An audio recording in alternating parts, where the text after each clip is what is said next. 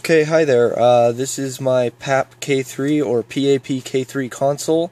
I bought it from Deal Extreme website a couple of years ago now.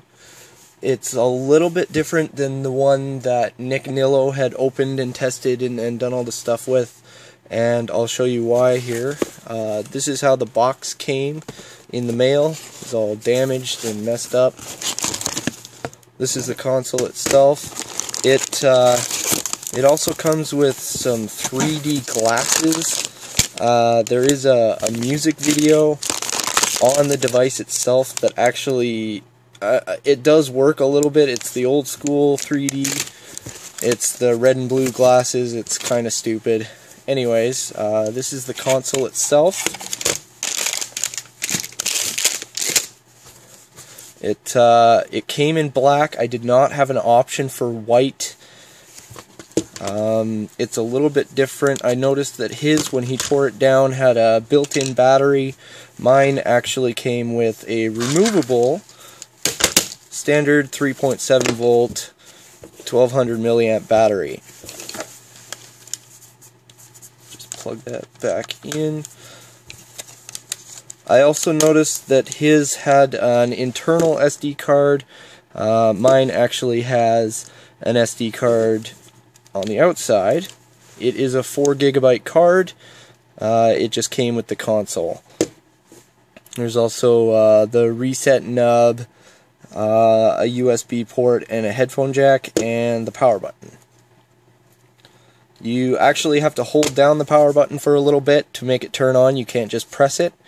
And this is what it says when it starts up. It says Game Prints. And it boots up to this weird PSP-like interface. There are games loaded on here. Most of them are the old style games. When I go into classic games, it just gives me a file list. I can go into games from there. You have to push it a bunch of times to go back. It is very cheaply made. It feels very cheap, just like Nick was mentioning. If I go to optional game, I get something on the top here called App 3D. If you go into that, it says Spear of Destiny Retail, Shareware, Wolfenstein 3D Retail and Shareware. However, when you actually go into those games, it says no such file. So a lot of good that does for me. Again, if you press back, it just goes into the file structure itself. Record, picture, music, blah blah blah. So I said you have to press that button a bunch of times to get back to the main menu. It does come with some weird Chinese music and a USA hit or whatever. You got Bad Romance, Dreams, and Half a Moon Climbs Up. That is just the best song I've ever heard in my life, but we won't play it. There is video. Like I said, there's a 3D video. You've got Gentleman by Psy, Nico Jump something or other, and Too Late 3D. Now that's the one where you actually have to wear the glasses, and if I start it here, the screen turns black.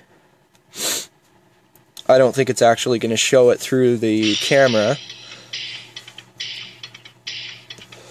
But if you're actually watching this through the 3D glasses, it does appear to pop out at you a little bit. So we'll just go back here. Mine is similar to Nick's in that all of this stuff is pretty similar. It has the same kind of English system function connected to the TV kind of feel to it. You can go to recover system. That just basically resets all the settings. Updating ... actually brings you to a screen that asks for yes or no. I guess if you have a firmware file for this, which I could never ever find on the internet. I don't know what I just did. I think I hit a button, now it's doing something. Anyways, it's kind of a crappy little console. I was expecting a lot more with the box here. I mean, look at that.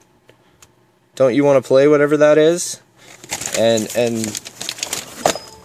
look at how much fun these kids are having with the wireless remote that doesn't come with the console. And look at how cool that looks on the TV. I probably spent about $45 on this, and you know, if it did what it said it could do, I would love it, but it really doesn't. It feels cheap, and yeah, pretty much a huge waste of money, but here we are. It's updating. I'll let you know if anything cool happens, but I don't think it will.